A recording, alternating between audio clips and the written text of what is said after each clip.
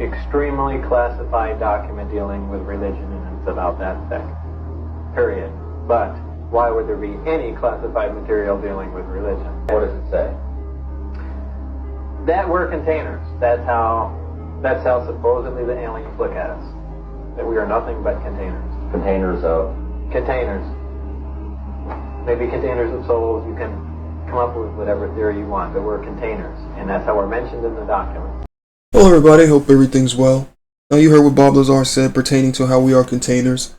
We are containers of consciousness. As you know, the universe is a conscious matrix made up of geometric shapes. This particular page you're looking at right now is from the declassified CIA documents talking about that.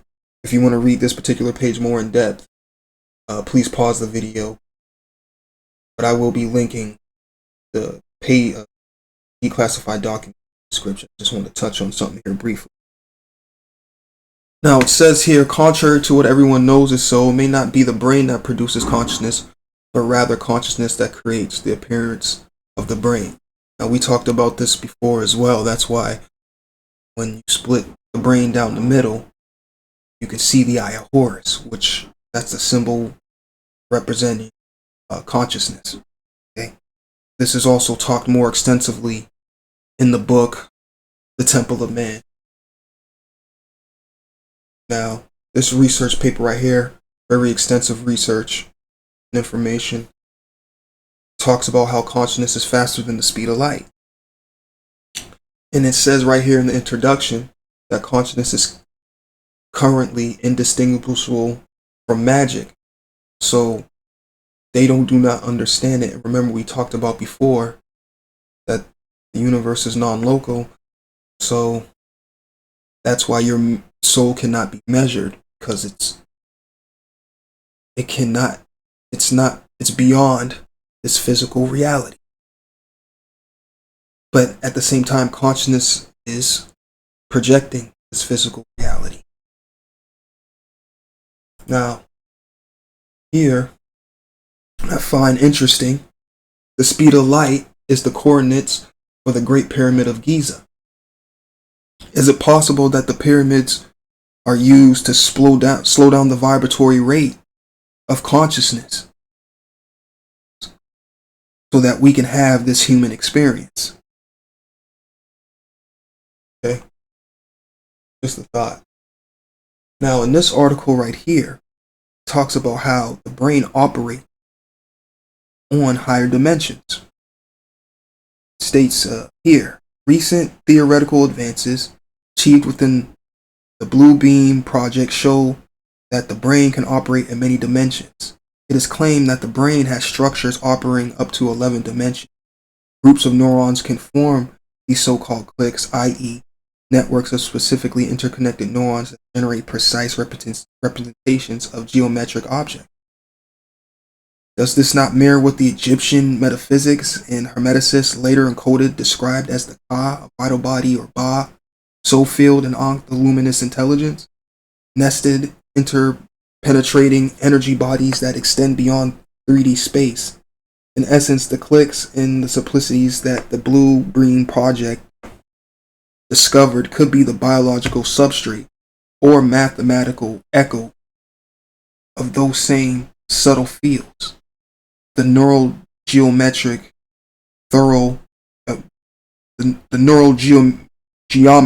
through which consciousness interfaces with higher realities. Okay, so this is how, and science is catching up with the ancients already knew. Okay, we already talked about how the pineal gland has geometric shapes in it. Now, we talked about this before in a previous video, how they now did a study showing that our brains use quantum computation. I want to touch on one thing briefly here. Quantum brain processes could explain why we can still outperform supercomputers when it comes to unforeseen circumstances, decision-making, or learning something new.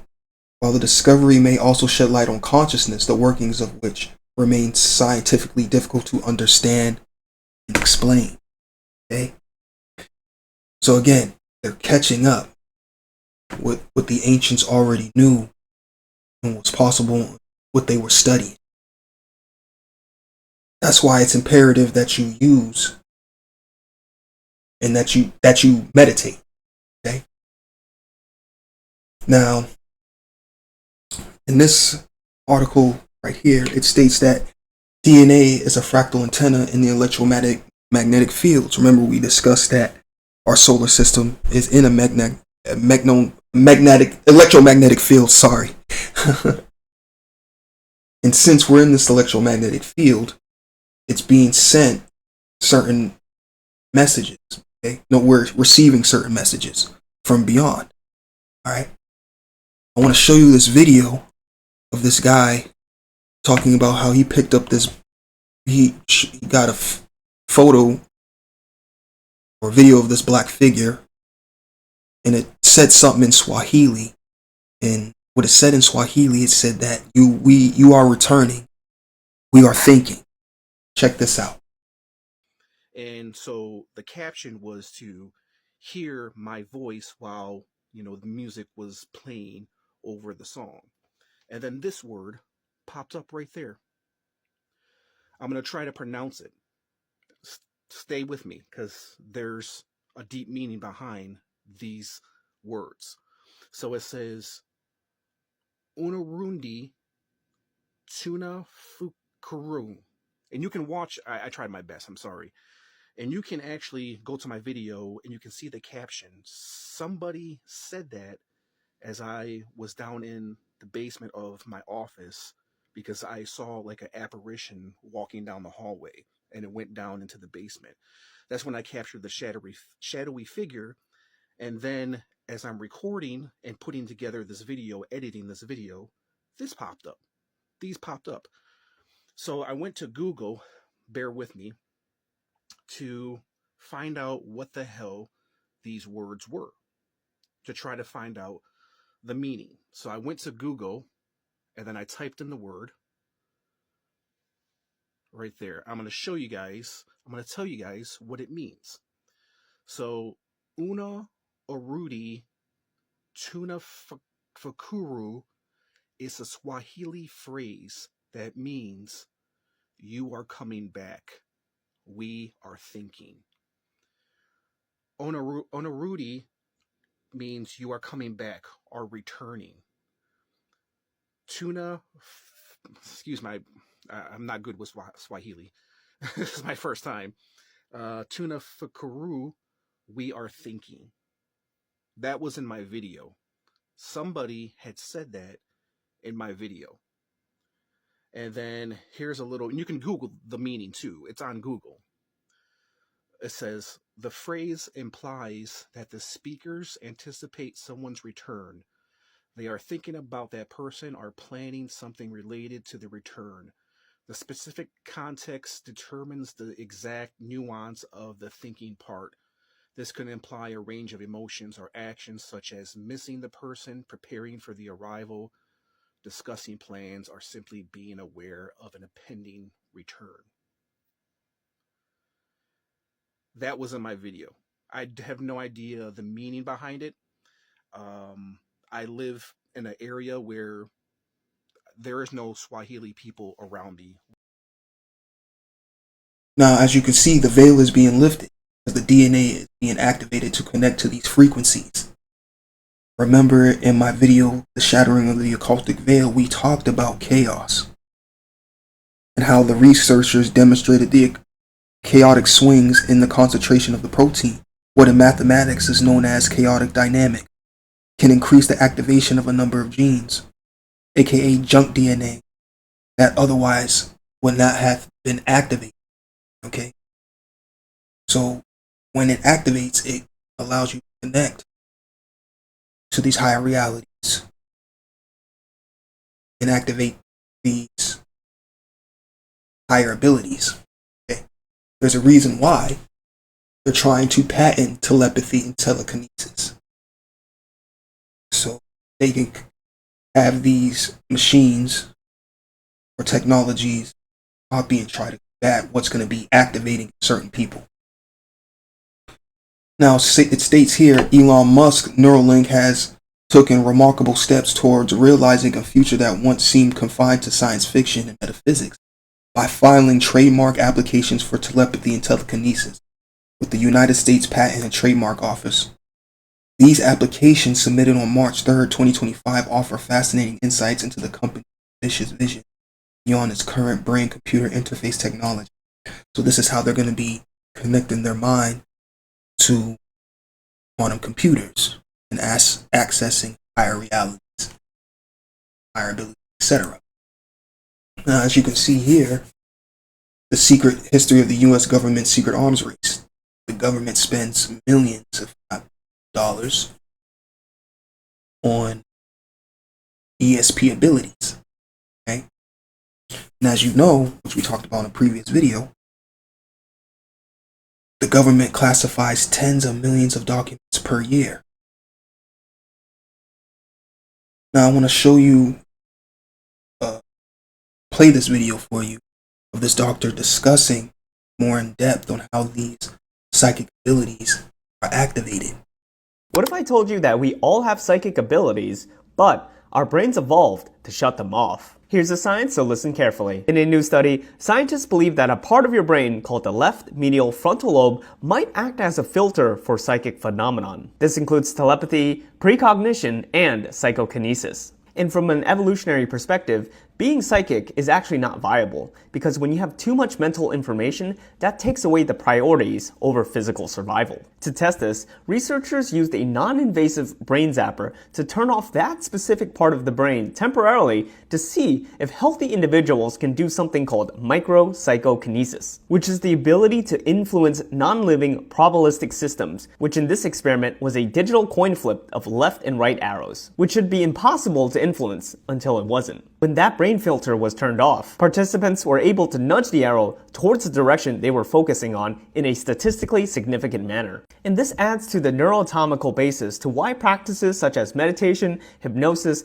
and psychedelics all seem to reduce activity in the frontal lobe, which enhances psi-like experiences. Which further explains why studying psi effects are so challenging, because it's so subtle and inconsistent across different people. Key takeaway here, again, is that your mind is more powerful than you think. Now, he also states how, in another video, that there's over 300 research papers on consciousness. I will link one of his pages in the description, of course. Definitely check him out. Now, in this article right here, I want to talk about briefly. It states that the sun is different colors. It depends just how one observes it. Okay. Now, in this tweet by Elon Musk, 2022, he states that the peak photon count wavelength is green. We talked about that in a previous video that scientists was talking about. The sun is actually green. And according to this article, it states, by using the black body spectrum radiation emitted by a body, sun spectrum's highest wavelength is blue-green. Okay? That's the reason why plants are in their green, and plants use quantum computation. If you want to see a quantum computer, just go outside and look at a forest. Look at a leaf. A leaf takes light from the sun, photons, combines it with carbon dioxide, creates oxygen, and also eventually creates cellulose and chlorophyll. Think about it for a moment. That's a computation. That's a quantum computer. Mother Nature does this at room temperature. Mother Nature is ahead of us. We can't yet do it at room temperature. So this is why your aura is the color of the rainbow. And I theorize the star Sirius, which is the rainbow star, has some connection to all of this, which I talked about in the previous video. Now, in this page in the declassified CIA documents, it talks about color breathing. You can visualize meditate certain colors to access certain capabilities. What you want to do is rainbow color breathing, which access or connects to the frequency Sirius, which is your own aura, of course.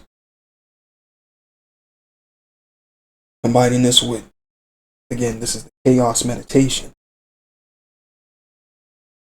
Remember, we just talked about this previously, which will activate certain dormant genes, activate, again, capability, and accessing higher realities, right?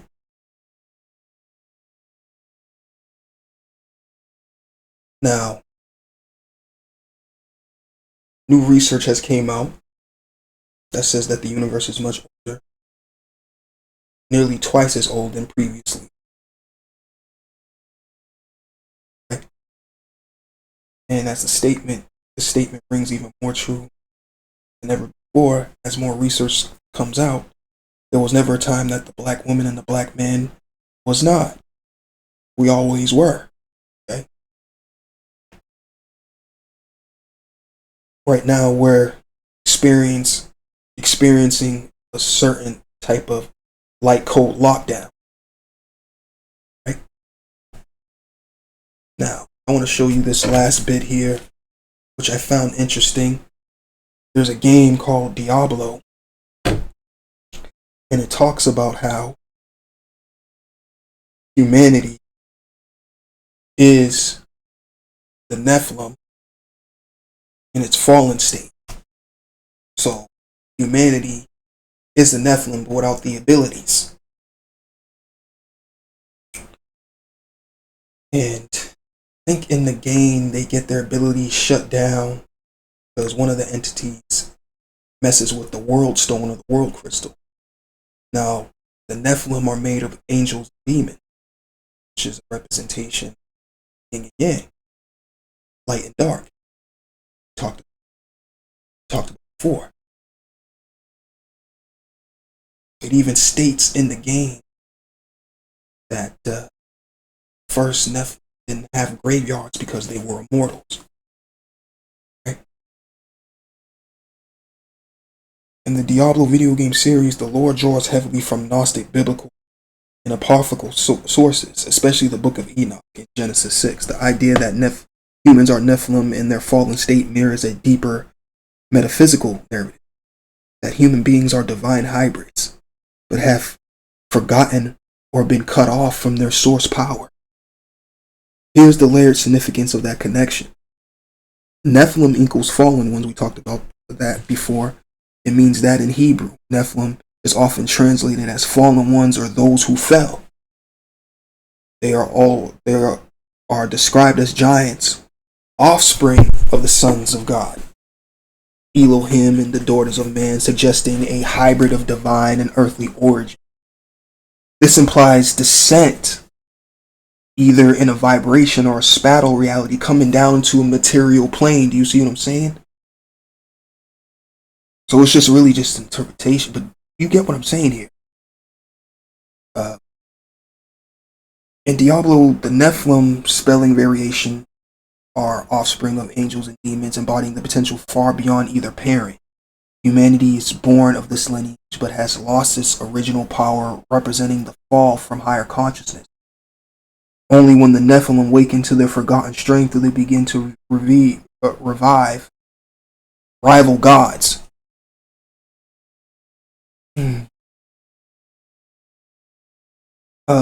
A striking metaphor for spiritual awakening, esoteric meaning. This ties deeply into many traditions.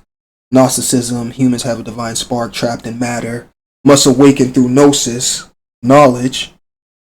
The Kabbalah, fall from the tree of life onto materiality, is a necessary step into the soul's evolution. Alchemy, the fall leads to the Negredo or black phase before the eventual rebirth into divine gold, perfection.